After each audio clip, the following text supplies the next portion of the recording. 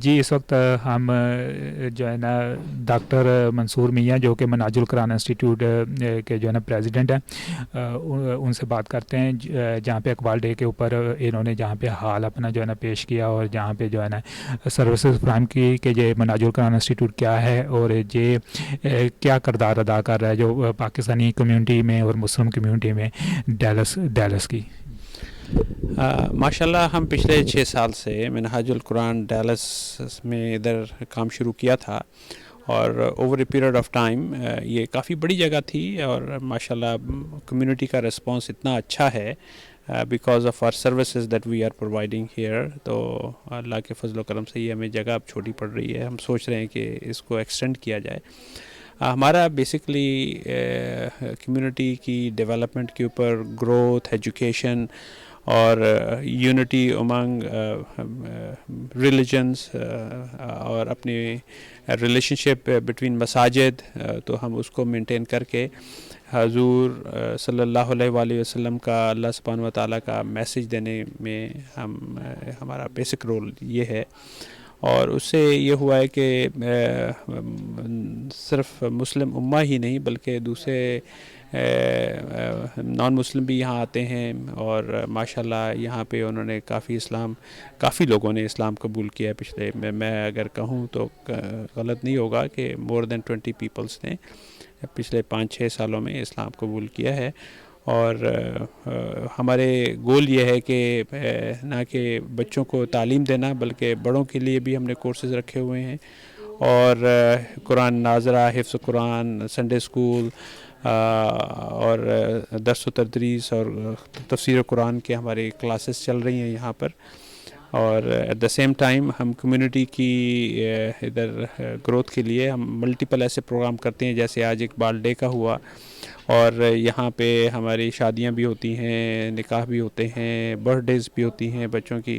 اور وہ جو سروسز آپ اگر باہر کمیونٹی سے لینا چاہیں تو وہ بہت ایکسپینسو ہوتی ہیں، ایک عام بندہ افورڈ نہیں کر پاتا ہے. تو یہاں ہمارا بڑا ہائی ٹیک قسم کا آڈیٹوریم ہے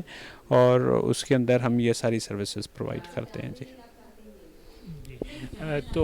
ڈاکٹر صاحب آپ ہمیں بتائیں کہ یہ مناج القرآن جو جہاں پہ ادارہ کب قائم ہوا اور جو ہے نا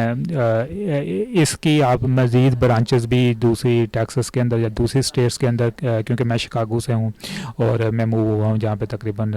5-6 سال ہوئے ہیں مجھے موو ہوئے. تو آپ کیا دوسری اسٹیٹس کے اندر، سٹیز کے اندر بھی جہاں پہ مسلم کمیونٹی ہے بہت زیادہ، کیونکہ یہ صرف آپ لوگوں کی طرح کے لوگ ہیں جو مثلا کہ ورنہ اگر دیکھا جائے آج سے کوئی 20-25 سال پہلے جہاں پہ مساجد بہت کم تھیں اور اس طرح اسلام کی جو ترویج کے لیے ادارے بہت کم تھے اور سوشل میڈیا اور انٹرنیٹ اور اس طرح پبلک اویئرنیس کی وجہ سے آپ جیسے لوگ آئے اور انہوں نے جو ہے نا لوگوں کو موٹیویٹ کیا. تو آپ اس بارے میں تھوڑا سا بتائیں گے کہ اگر کچھ لوگ آپ کے ساتھ تعاون کرنا چاہیں اور جو اگر آپ اس کو مزید آگے،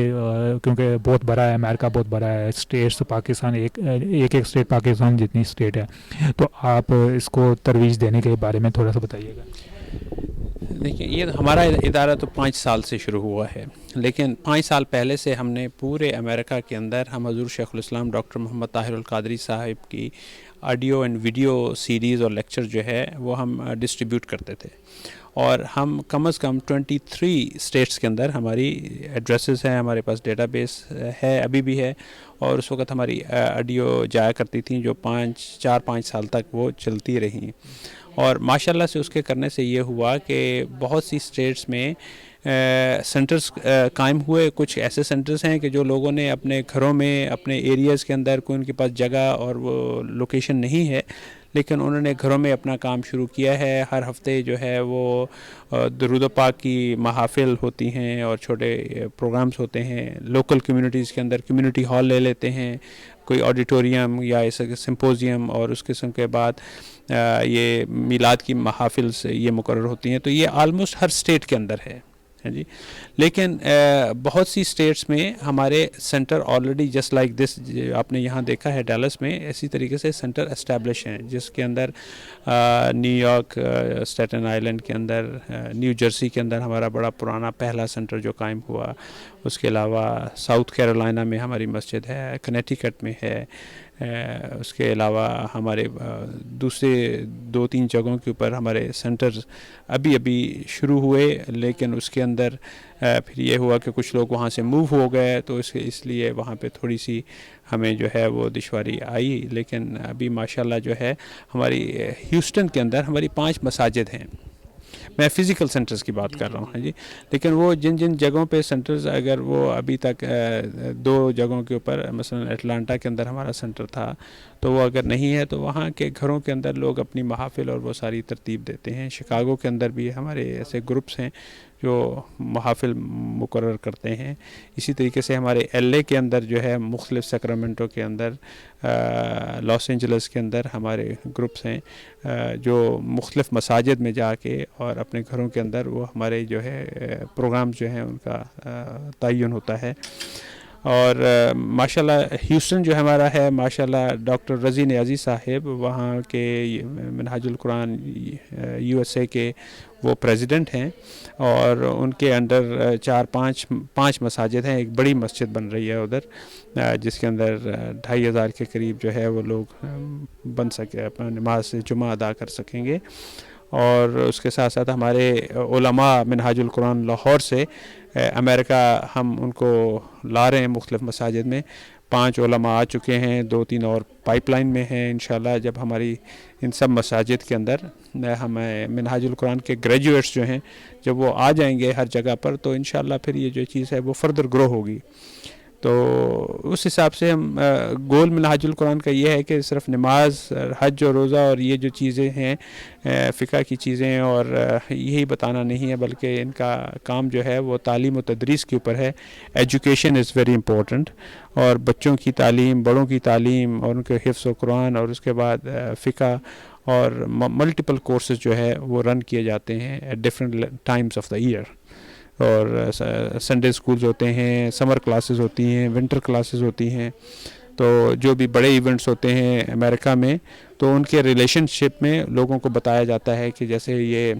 ہیلوئین کا ٹائم ہے تو ہمیں کس طریقے سے اس ڈے کو سیلیبریٹ کرنا چاہیے، کرسمس کو کیسے کرنا چاہیے، تھینکس گیونگ کو کیسے کرنا چاہیے. ہمارے علماء اور شیوخ ہیں جو ہمارے مذاہب سے ہیں، تعلق رکھتے ہیں، دوسری مساجد میں امپلائی ہیں، ہم ان کو بھی دعوت دیتے ہیں تاکہ ہمارے سینٹرز میں آئیں. اور اس سے یہ ہوتا ہے کہ جب دونوں مساجد، ملٹیپل مساجد کے اندر ایک تعلق بنتا ہے تو اس میں پھر ایک اخوت اور بھائی چارے کا ایک سبب بنتا ہے، نہ کہ دوری کا احساس دیتا ہے. جی.